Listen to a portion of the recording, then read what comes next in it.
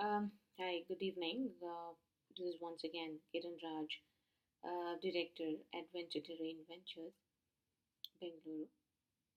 Speaking on 50% principle, what we were just speaking the other day. Um, in our previous video which we let out. We are talking about this 50% principle um, on the basis of the cases what we are taking up, right? So when we are taking up cases, it's about how we are observing one case to another case. So being case specific or trying to understand how this 50% principle will be applicable when a trader is implementing it while trading on the terminal, that is his own terminal. So in technical analysis, a general rule stating that security on an upward trend will lose between 50% and 75% of its recent gains before the upward trend continues. The 50% principle exists because some investors seeing an upward trend become concerned that a security is overvalued and sell their shares even though the upward trend has not ceased. Once investors realize this, they begin to buy the security and the upward trend continues. Case 1. Now, the case being pricing of a security. See, whatever I just spoke or I just read it out was a case actually, wherein we are trying to take in the case in order to analyze specifically in a para. When you understand a market, you're analyzing it and you're trying to understand what are the factors which are pricing it. So, based on that, when we take up the case, it goes like this. Now, the case being pricing of a security listed on the stock exchange. Well, accordingly, the traders and speculators, being the we participants on the market, following a trend, it's evident that 50% principle is in play for the players at the game. So here you can understand that when it comes to pricing a security, it is 50% principle which is in play for the players at the game. That is, they're trying to understand the ups and downs in the pricing of a security or the underlying instrument. When a trader analyzes a market, he trades from the perspective of market breadth. Herein, we are talking about market breadth in terms of participation, and as well as from the perspective of pricing of a security.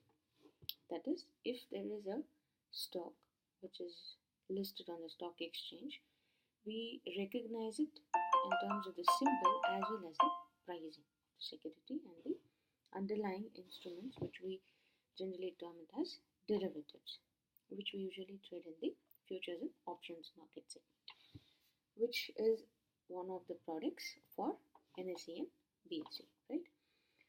So, which we term as derivatives. It is a complex as enough a concept contextualized under 50% principle.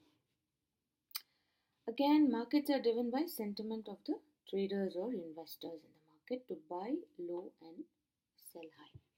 So this is a very common aspect, every time, wherever, whichever theory, thesis, books, analytical tools, or the great investors, they keep on telling this, they keep on repeating this: buy low, sell high. It is easily said than done, because again there is 50% principle which is coming into the picture.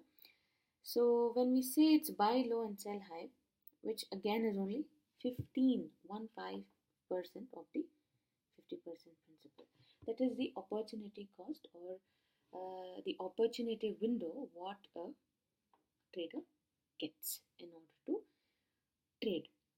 So it can't be an exact interpretation and actual execution, which is the main aspect while trading. So execution is a very important aspect. So when we actually theorize and when we are actually executing a trade, we're able to execute only 15%, 15% of the 50% principal.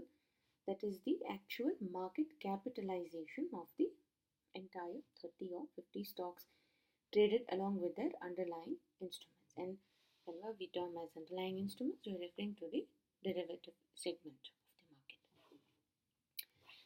And understanding the 50% principle to be applied in one's trading strategy, see, every theory is non-existent without proper execution and pricing.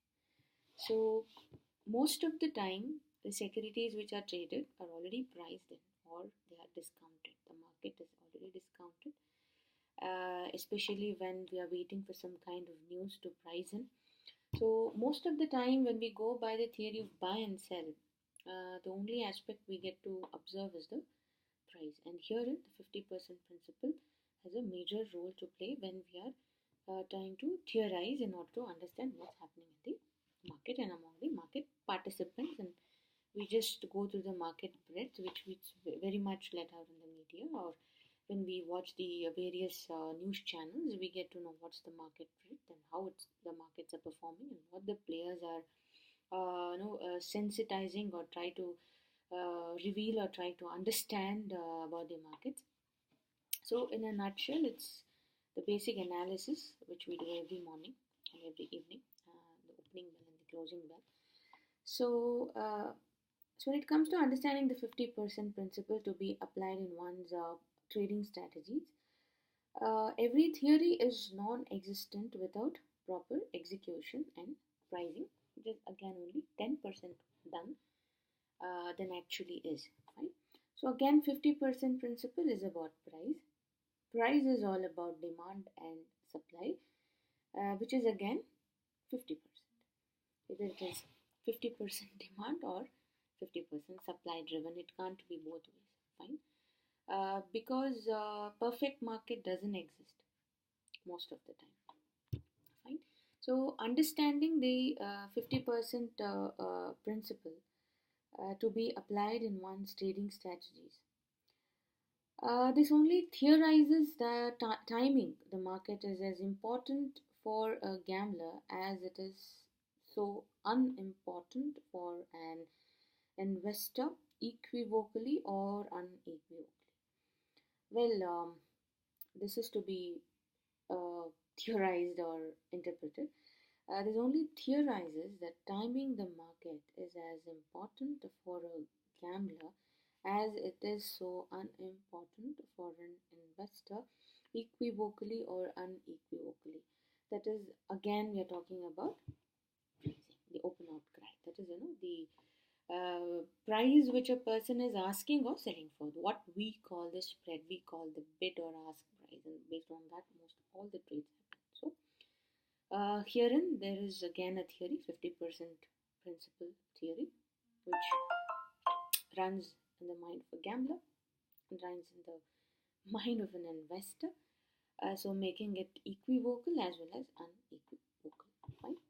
So does a status quo, status quo being a gambler or an investor per se. Right? So status quo being a gambler or an investor per se. You can call it Prima facie as well. Right? And more so, 50% principle speaks about the financial intermediaries, elaborates on status quo, right? And the existing state of affairs, especially regarding social or political issues.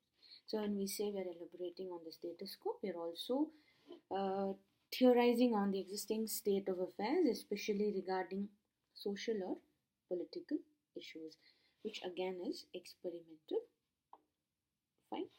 And more so 50% principle. Herein there is only the dire importance of assertion as an ignominy, right? So money, and we're talking about money, which is existent in the market. So money more so 50% principle. Herein there is only the dire importance of assertion as an ignominy. So quid pro quo. So the basic principle what we are talking about here is quid pro quo. So wherein money more so 50% principle, herein there is only dire importance of assertion as an ignominy. So this again concludes 50% principle, existential in a trader's trades driven by market sentiment, wherein it is all about participation, 50% money and 75% emotional, that is again making it 50%, thus confirming on the theory of 50%. So what it shows is whatever is existential is again only 50%. A person can trade only 50% of it, right? So this concludes the entire session on this 50% principle, which we have again taken up. Thank you so much. Have a wonderful weekend. See you all. Until then, happy trading.